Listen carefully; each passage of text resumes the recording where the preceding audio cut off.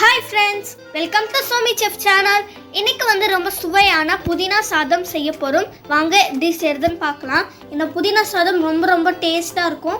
புதினா ரைஸ் செய்யறதுக்கு நான் வந்து இந்த கப்பில் 2 கப் பாஸ்மதி ரைஸ் எடுத்து வச்சுருக்கேன். இது வந்து 200 grams of basmati rice. 200 grams of basmati ரைஸ்க்கு நம்மளுக்கு இந்த கப்பில் 3 டம்ளர்ஸ் ஆஃப் வாட்டர் தேவைப்படும். ஒரு குக்கரில் நம்ம எடுத்து வச்சிருந்த பாஸ்மதி ரைஸ் இதில் போட்டுடலாம். இந்த பாஸ்மதி ரைஸ் போட்டாச்சு. இந்த பாஸ்மதி ரைஸ் வந்து நான் வாஷ் பண்ணியிருக்கேன். இந்த பாஸ்மதி ரைஸ் வந்து ஊறணும் அவசியம் இல்லை. சும்மா வாஷ் பண்ணி போட்டாலே போதும். இப்போ நம்ம தண்ணி ஊற்றிக்கலாம். 3 டம்ளர் தண்ணி ஊற்றிட்டு நம்ம எடுத்து வச்சிருந்த உப்பு அதில் போடலாம். இப்போ மூடி வச்சுட்டு ஸ்டவ்வில் வச்சிடலாம். இது ஒரு விசில் வந்தால் போதும். இப்போ 1 கப் புதினா எடுத்து வச்சுருக்கேன், வாஷ் பண்ணிவிட்டு. அப்புறமா வெங்காயம் கட் பண்ணி வச்சுருக்கேன். 3 பச்சை மிளகாய் கட் பண்ணி வச்சுருக்கேன்.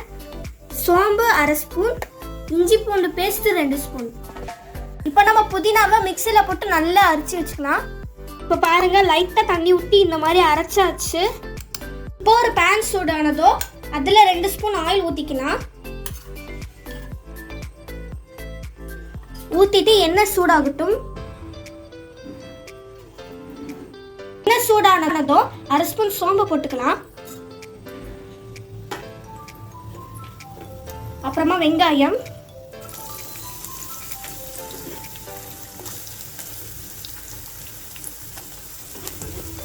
அப்புறமா இஞ்சி பூண்டு பேஸ்ட், பச்சை மிளகாய் 3 பச்சை மிளகாய்.